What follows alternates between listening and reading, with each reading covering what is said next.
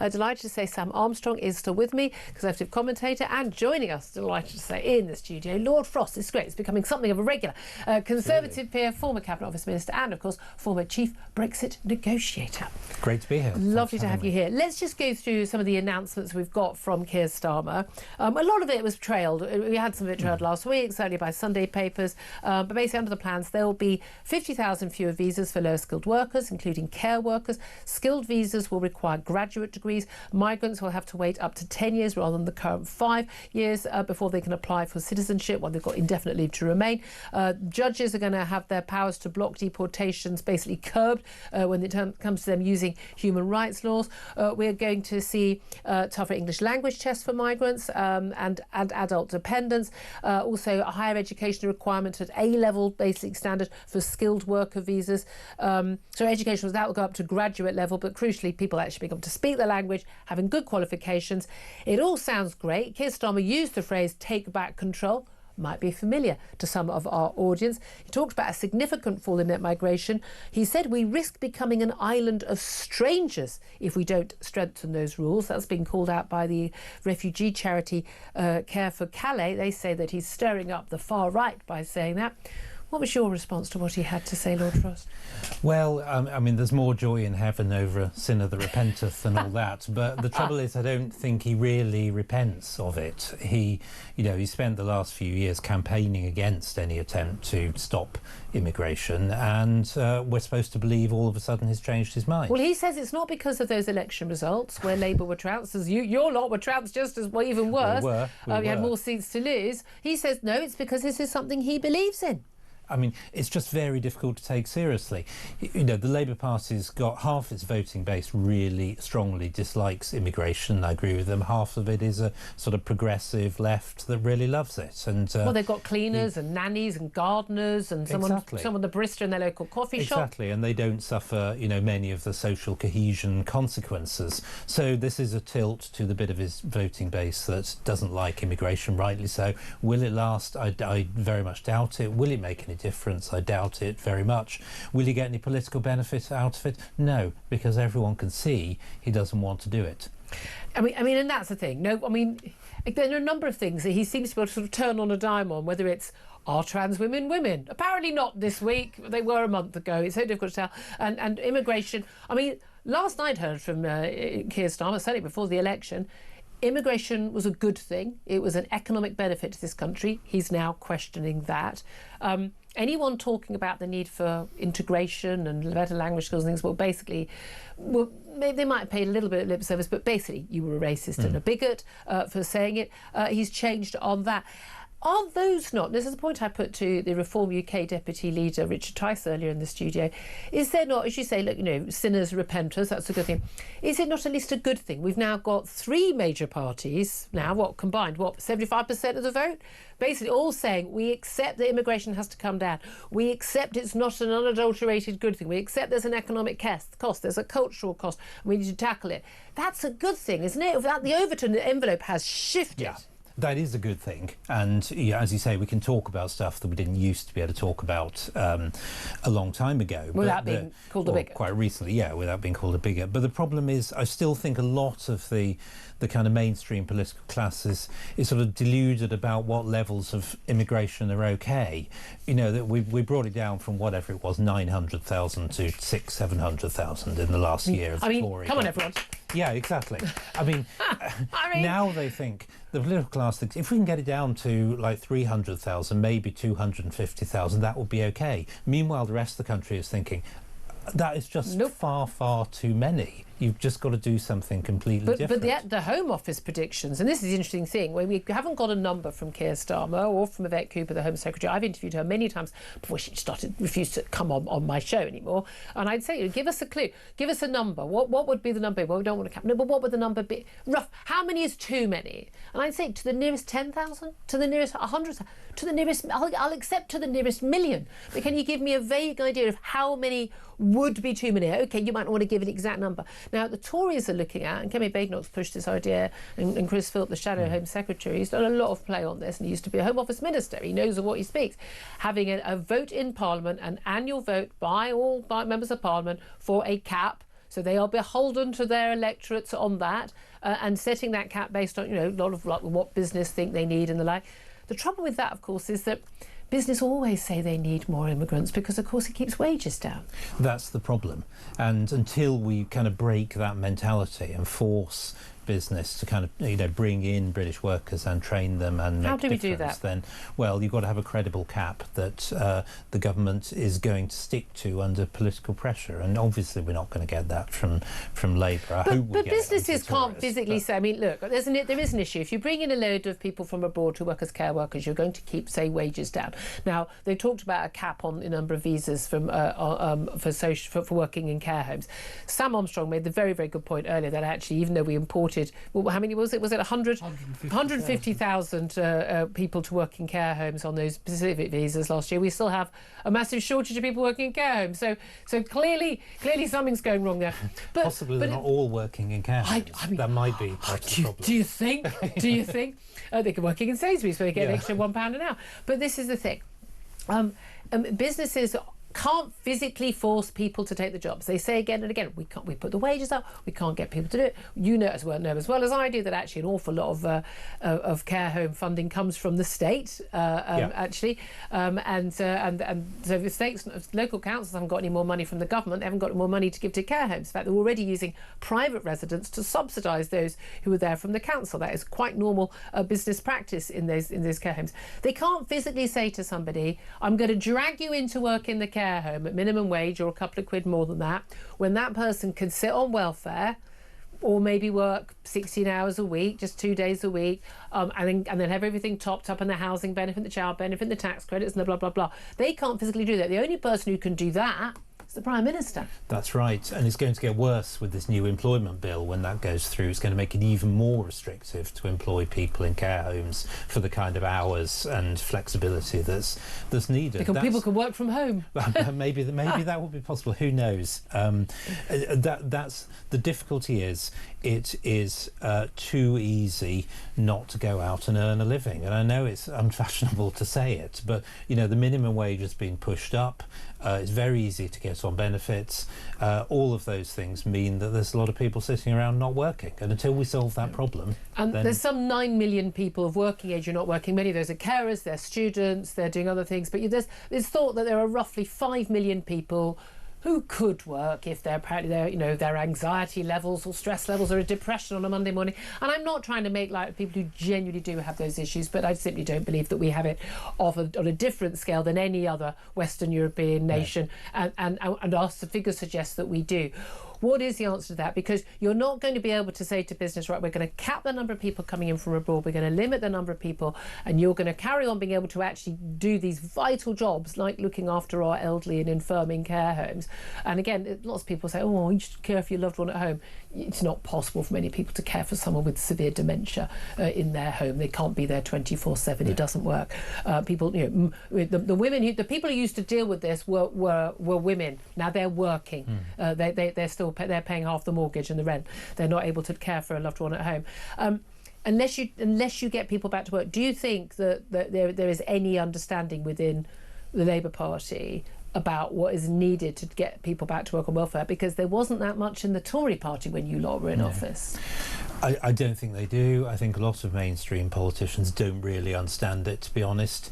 You can't keep pushing up the cost to employers. That's one thing. You can't carry on making it more and more inflexible to do anything.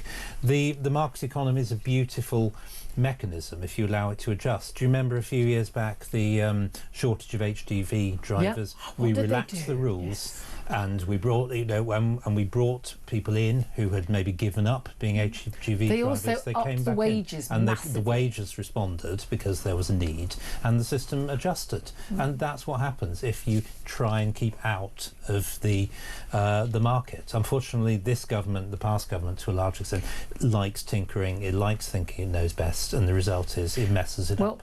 Well, we're told we're going to have this limit on the number of people coming to this country, but bearing in mind they're saying they're going to get it significantly down. But given that last year to June 24 we had 728,000 net people arriving, more than 1.2 million actually foreigners coming here.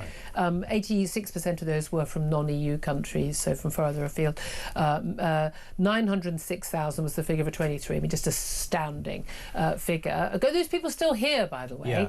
Yeah. In terms of dealing with the people who are already here, having strict rules for people's qualifications to come here, for their ability to earn a decent salary, ability to speak English, to bring dependents, how many they can bring, adult dependents being expected to speak English. I think everyone would say, yeah, we're happy with that, tick, tick, tick, tick. Until it's quietly got rid of. I mean, I'm sure, as it always, and it happened on the tour as well. But what are we going to do about the people who are already here? We have a lot of people who have illegal migrants here who've come over through the lorry route or on the boats. We have probably about 1.5 million people who've come here on student work or other visas and have just stayed here, who are working something in the black market or not. We also have huge numbers of people here who are here completely legally, who have absolutely not integrated. Many of them don't speak English, don't share cultural values, are living completely sort of parallel societies. We're told we have these diverse cities like Birmingham and Bradford. Actually, they're not. They're different conclaves. Even in London, I can point to the area that's Afro-Caribbean, point to the area that's Turkish, point to the area that is Bengali, and they are very, very separate. What do we do about that? That is extremely difficult. I mean, the first thing we should do is make it, more difficult for people to stay indefinitely and pick up British citizenship for nothing. So tightening up those rules is good. And indeed, the Tories, that was Kemi's policy as well, just been stolen by Labour. Getting people to integrate and feel part of a society which kind of has lost a lot of pride in itself and its own history is going to be very difficult. The first thing to do is stop making the problem worse, of course. Stop people coming in. Would you agree with Nigel Farage, net zero on immigration? Basically, that's it, we're done now. People go out, people come in, that's the number. I would say for a time, apart from a small number of, highly skilled workers. We like them. But generally, we need a pause to kind of a pause for refreshment, as it were, to catch up. It's interesting you use the phrase, we need to get those people to integrate. You shouldn't have to get people to integrate, should you? They should want to integrate. If you want to come to this country to live and work, you should be wanting to embrace the culture. And okay, people will say, oh, what about the Brits who go and live in the Costa del Sol and they insist on having, roast beef and potatoes and a full English breakfast every day and they don't learn the lingo? What about them? But perhaps not quite such a threat to Spanish culture. I would also say to them they should learn Spanish and integrate more. But what are we going to do when they don't? It's a very big problem. I'm not sure what we do. I think we can start by being sort of more proud of our own history and culture, teach it, use English much more than we've become prone to doing. Then the translators and all of that. Yeah, exactly. But I think it will take time.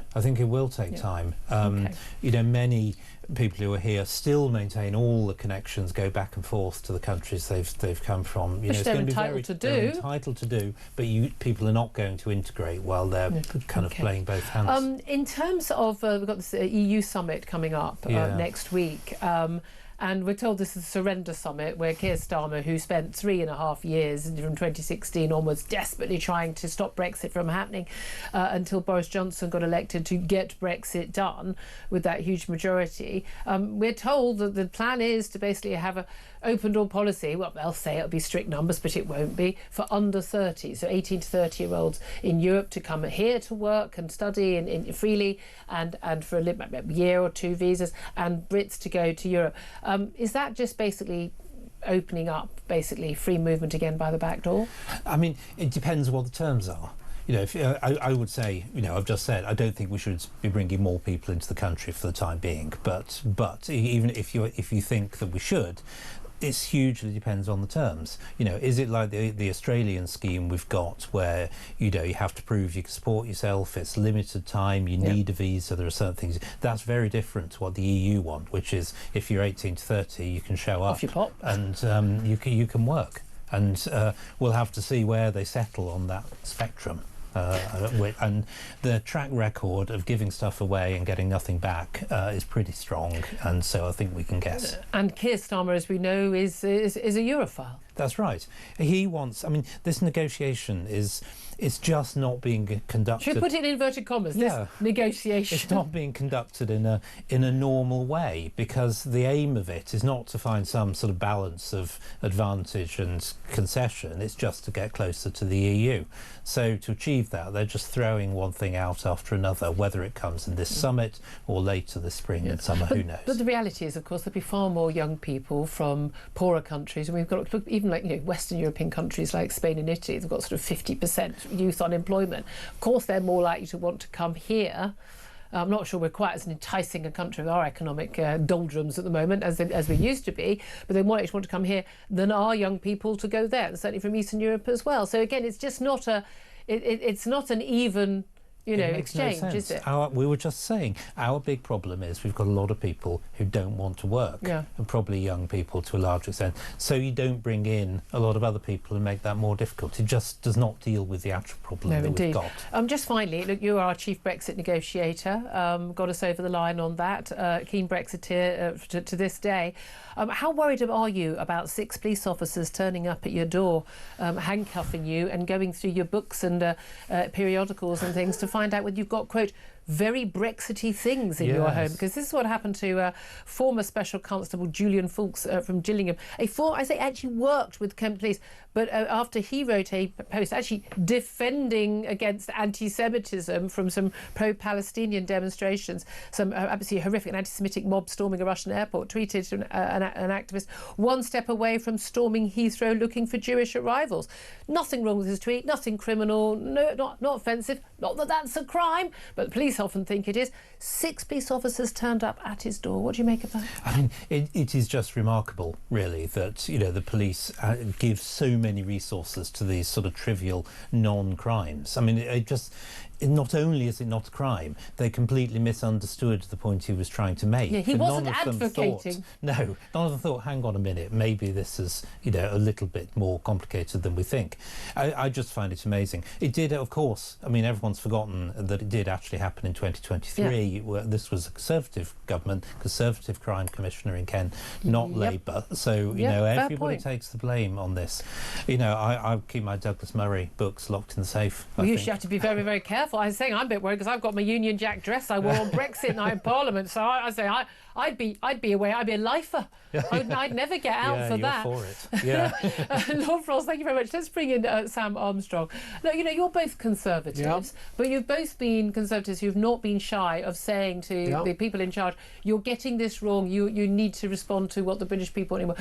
Do you have any hopes at all that, going back to the immigration issue, and indeed I think this all ties into the whole cultural issue in terms of freedom of speech, the values that we have in this country, pride in our nation, belief that we don't need to import young people to pour our coffee. We can get our own young people to do it, and perhaps better jobs in the future. Nothing wrong with pouring coffee. But do you just think there's any chance that this Labour government is listening?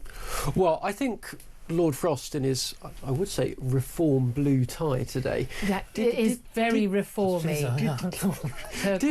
Did make something of a point about the problem the Conservative Party faces. And I don't want to be unhelpful. I didn't back the current leader in the leadership race, but I don't want to be unhelpful here. But as Lord Frost said, the chief policy of the Conservative Party on migration so far, in which we're attempting to prove that we have now changed as a party, that we are doing something dramatic, bold and different, was so radical, it was just announced by Keir Starmer.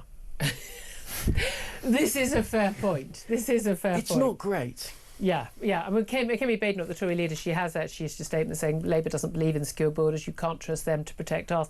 But the response from many voters would simply be, but you guys didn't either.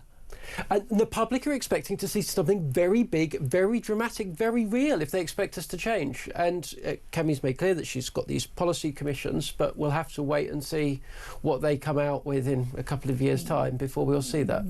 That's not going to fly, is it, Lord Frost? This is the here and now for voters. I mean, I think obviously there needs to be a big rethink on policy. It's going, a bit too slowly, I think. I don't know what takes so long for these things. It's like any inquiry into anything. There's no reason for any of this stuff to take so long. You either know what you think or you don't. You look for the evidence, look for the for and against arguments. I think you could have this done and dusted in a month. I think you could do it very quickly. The detail of policy, of course, nobody knows where we might be 27, 28, 29, but the principles you bring to that really ought to be clear. Yeah. And that's what I can tell you where we're going to be in 28, 29. We're going to have mass immigration. As Home Office, they're predicting an assumption of 525,000 a year net. Yeah. I'm going to tell you it's going to be above that because they've never once made a prediction that has not been an underestimate. I reckon we're going to have 600,000-700,000 a year net every year until then. Yeah, and wouldn't be surprised. Yeah, and that tie might be the tie of the next Prime Minister. It ain't going to be a Tory at that point. Really good to have you in the studio. Lord Frost, Conservative peer, former Cabinet Office Minister and ex-Chief Brexit negotiator as well. More from Sam Armstrong coming up. We're going to get to your calls and messages up.